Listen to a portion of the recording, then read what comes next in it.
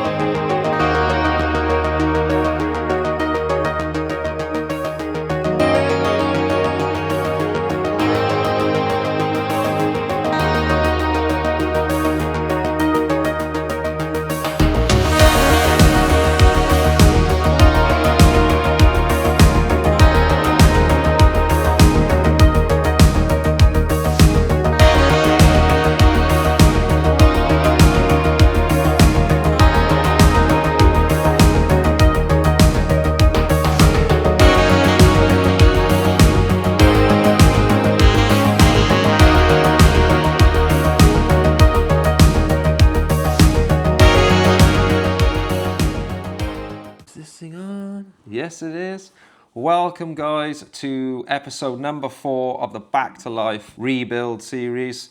It's been an awesome 2 weeks. There are a lot of things that have finally been finished, phases and doors closing in one area and new phases and doors opening for another. In this series, you are going to see cool stuff, bucket seats, engines, funny stuff. To everyone that's been watching and supporting and subscribed so far, thank you so much. It's wicked to have you. All the nice comments, people I've started talking to about their car builds and their histories and stuff like that. Rebuilding this car means the absolute world to me, as you all know, and why. I'm putting so much into it and so much time and so much heart into it. It's awesome to think that there are other people out there watching, doing the same thing and connecting new people that I am absolutely loving. I won't keep you anymore. Put the kettle on. If you don't drink tea, have your coffee. If you don't drink any of those and you like sucking a lemon, get your lemon, stick a straw in it, put your feet up and enjoy episode number 4. And I'll see you at the end because it is a good one. But you know what?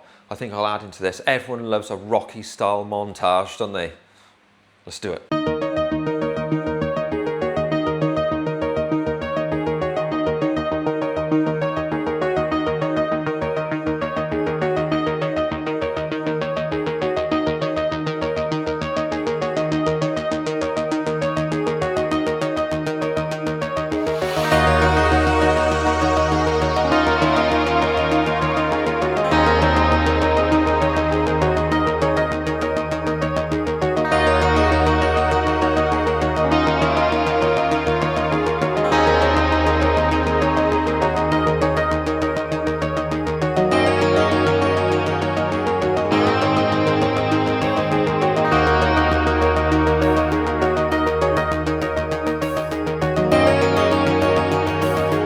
Okay, I can do a little bit better than that.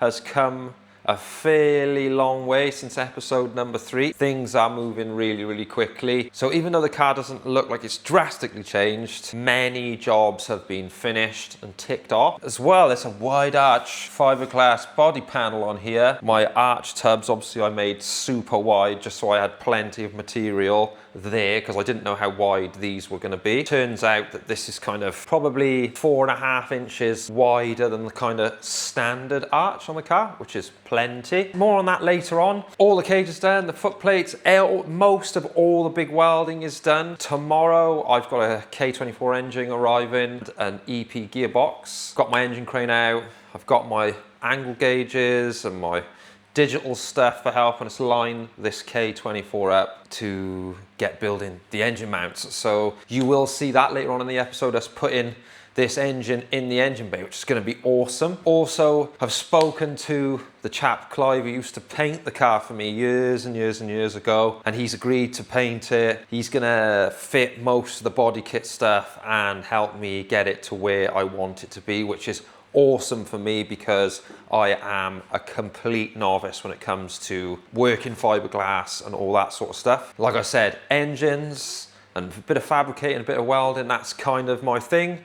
I am fairly confident with most of that stuff, but yeah, obviously getting the kit right, the skirts I'm gonna fit right, the sort of carbon splitters and lips and all that, to get all of that really nice. Again, when the car's finished, it's the first thing you notice is how good's the paint job, how well is everything flushed in, and I want it to be absolutely perfect. But anyway, let's get on to episode number 4. A lot of time-lapse stuff, so let's see what's been happening, so you can catch up and see what's been happening. Can't wait to see a big, sexy Honda engine sat in the front of my little Corsa. I've got to just trim the other wheel arch tub now and just sit the wide arch panel over and just get that 80% where it needs to be. And then I can move forward. I got to put the steering rack and the steering column in, get my bucket seat from upstairs and my sound mounts. And I'm going to start mounting in and fabricating in the seat bar kit. So that's pretty exciting as well. So let's get to it.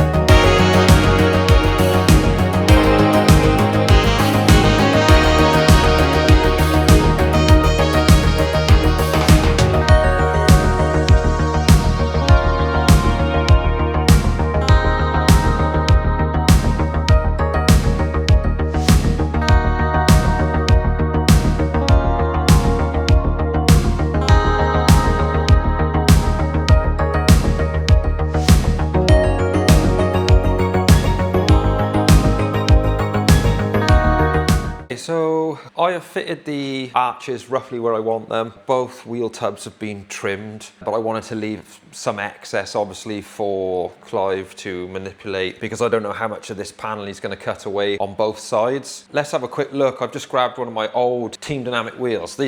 I've got a set of these and these have got to be 20 years old. Tyres as well are probably 20 years old. I had them sat at the back of my house register. But just to put the wheel in, that's a 17-inch wheel. And if you look at the render now, I'll put it up on the screen. What I really like about the render is we've taken this kit for the render, but then added, if you like, OEM Plus on a Corsa. You've got that plastic trim on the Corsas as standard, and it's kind of accentuated that plastic trim. So what we'll essentially get off the arch is that tucked look, which is what I want. I think it really makes the car visually what it is. Obviously these arches now, and where the actual Corsa inner arches have been tubbed like you would on a rally car, the standard arch, a lot of the outer quarter arch, maybe 2.5 inches of that has been trimmed away. So effectively the arch radii is higher, which is cool because it gives you more clearance for the wheel and all that sort of stuff, but it is going to give it like an arch gap. Obviously it's not going to be sat like this when the car is on the ground under its own weight and all that sort of stuff. It'd just be rubbing on the arch. So there is going to be maybe kind of in this region, and then the outer extension of this arch, which I want to be subtle. I don't want to,